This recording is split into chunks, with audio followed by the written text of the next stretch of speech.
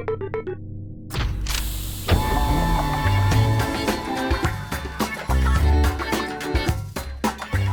everybody, welcome to BrickVault. In front of us today, we've got the Imperial TIE Fighter set. This is the latest and most updated Imperial TIE Fighter to come from a Lego set. It is the sort of latest play set, and it is part of the Han Solo line. And this is the second largest from the entire line. I have to say, right off the bat, first impressions, this TIE Fighter is looking pretty darn good just in terms of the way it was designed. The wings are attached quite well. The body is very proportional. I think the wings might be a little bit short for minifig scale, but it is pretty darn perfect in terms of scaled properly. And it's interesting that they also used the smaller dish at the top. There's definitely a lot of things I want to talk about the build here, but honestly, when you look down at the minifigs, these, or at least some of them are my new favorite minifigs. Specifically, the Mimban Stormtrooper is probably my new favorite version of a Stormtrooper. He's got kind of the Ghost Recon camo all over him. It looks like it's a combination of the fact that this guy is probably just dirty and maybe he's being properly camouflaged. It's hard to tell if the armor has been naturally grayed or if maybe that's just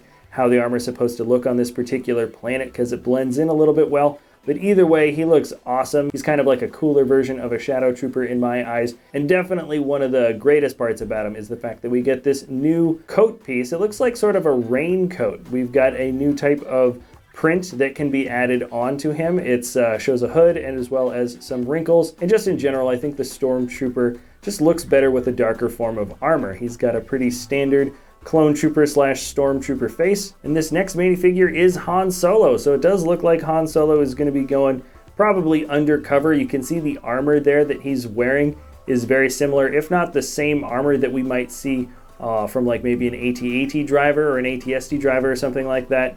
This time though, their armor is in sand green, which makes me think it's sort of like a copper oxide. I can't tell if that's an intentional color that the armor is supposed to be, or if maybe it's just kind of rusted out naturally that way. The goggle print on top of the helmet is really, really nice. He too comes with one of these cape pieces, these sort of raincoat pieces. And all in all, I'd say that this minifig just feels so solid with the matching print that kind of goes onto the legs. He comes with two expressions, and it looks like Han is armed with what might be a sniper rifle, but really it's just the standard long rifle that we get from so many other sets. His accomplice in this particular task or scene is going to be Tobias Beckett. And at first I thought he was a commander for the Imperials, but it looks like this might also be his disguise as well. He's disguised as some type of higher ranking officer for sure. You can tell by the red and blue dots that are on the armor, as well as the hat that he's holding. He's got a trench coat this time. It's not quite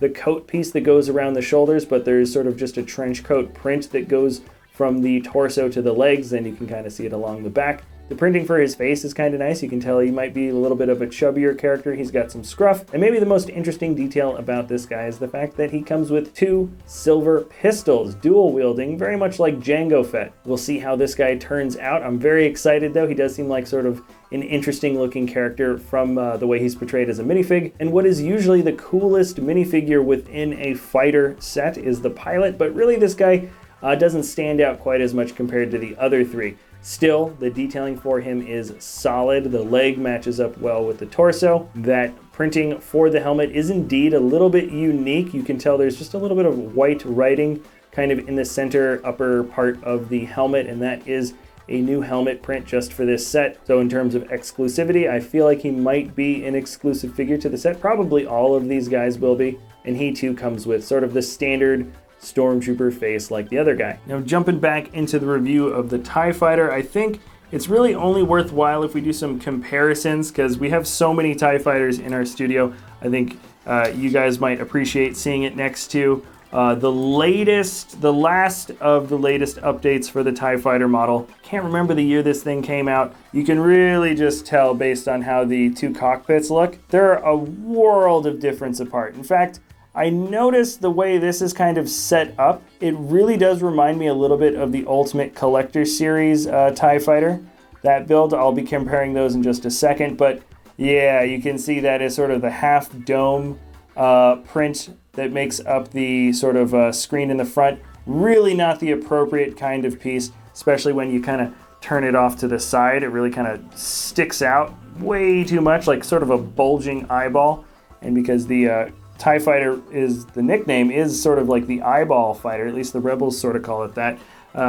This is much more spherical, and it makes a lot bigger difference. You can tell it just feels a lot more solid. Also, the detailing for the arms, it just feels a little bit more accurate. The other ones, once again, has a lot more of these sort of odd kind of cornered pieces. There's an almost studless look to it, but it doesn't feel smooth at all. That being said, just the general attachment points for the wings here, the attachment points for this TIE Fighter are amazing. Like truly, it's a pretty simple attachment point. In fact, I'm surprised they didn't do something like that earlier. It's basically clipped on, 4 different clips on the internal side there, where this is just bricked on. I mean, it's just stuck on, and they just say, please don't hit it too much, or the whole thing will just kind of fall off.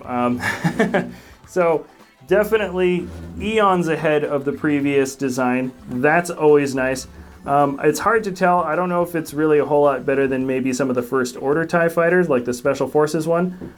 It's kind of a different design altogether in terms of the beefiness, and I think they've managed to get this thing feeling really strong, especially considering it's got these sort of thinner arms. Now, when comparing the TIE Fighter to the Ultimate Collector Series 1, yeah, there isn't a whole lot similar between these two models, admittedly, but I did just want to point out, if you look very quickly at just kind of the way we have a lot of these cheese wedge pieces and these sort of angled slope pieces layering out in the front. There's like a layer that kind of matches up with the windscreen, and then another layer, and then the third layer kind of comes back and turns into the molds for sort of the elongation of the arms.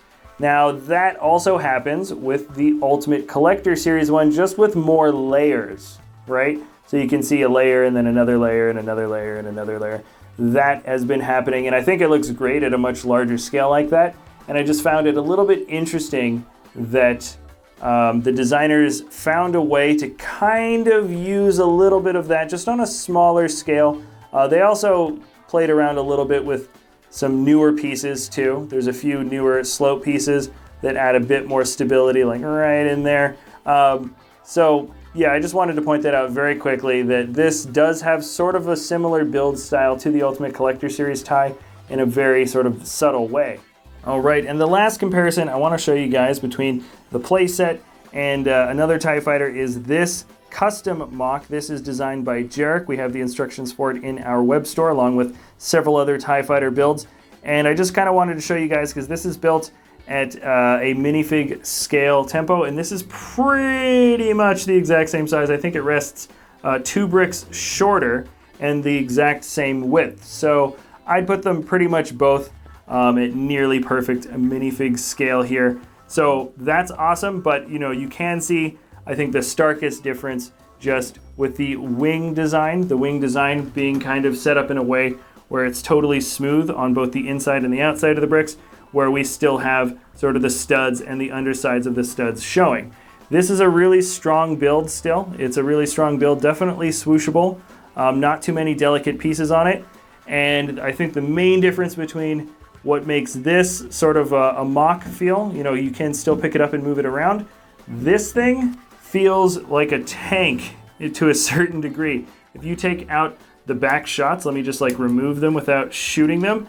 This thing can move around in probably the most like open, and just like, you don't have to be delicate. Like you could, like I can swing this around as fast as I can, and the centripetal force, or whatever you call it, these wings aren't going to be flying off. This is probably the most swooshable model that I think I've ever encountered, at least for a shape like this.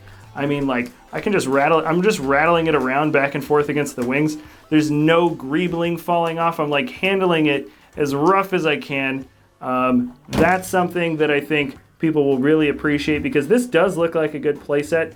But you can be as rough with this set as pretty much any type of Lego would allow. Now, in terms of functions, you can of course get a minifigure, a pilot in and out. It's sort of a 2-part process where you open up the top and the bottom. You can just stick him in there. It's pretty tight. He doesn't actually have to stud in.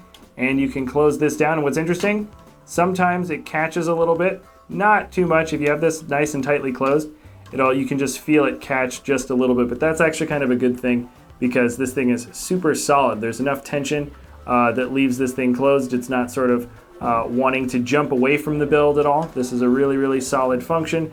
And once again, the last thing to show you guys is the shooting, the spring-loaded shots. Now from the back, you can see the two spring-loaded shots kind of stick out a little bit.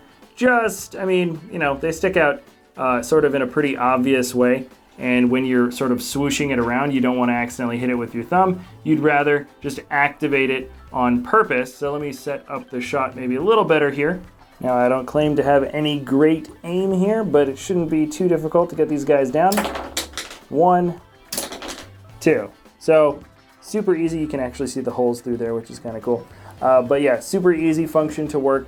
Just remember, when you're swooshing it around, you might accidentally shoot these shots around the house on accident. Also, if I had one more thing to point out on the ship, just turning it around, I just wanted to show that this back section, it's not really accurate to how a TIE Fighter should really look from behind. These dish pieces are fine in order to have sort of a rounded out look, but they don't even really make an attempt at trying to get the accuracy of what those twin ion engines, well actually these are the twin ion engines, but they don't really make much of an effort to make that opening sort of triangular or diamond shaped opening in the back. They just kind of cut that out and just made this thing feel a little bit simple, which I guess sort of makes sense.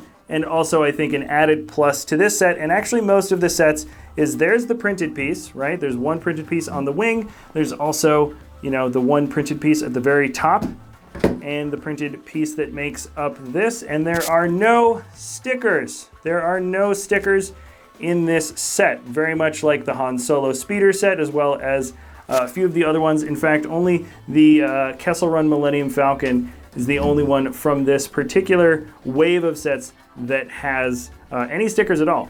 So in conclusion, I'd say there's two things about this set that I really, really like. First off, I like the minifigs a lot more than I thought I was going to. They're really detailed all the way around, including the pilot and probably the Stormtrooper, the Minban Stormtrooper, is going to be my new favorite Stormtrooper that I can think of right now.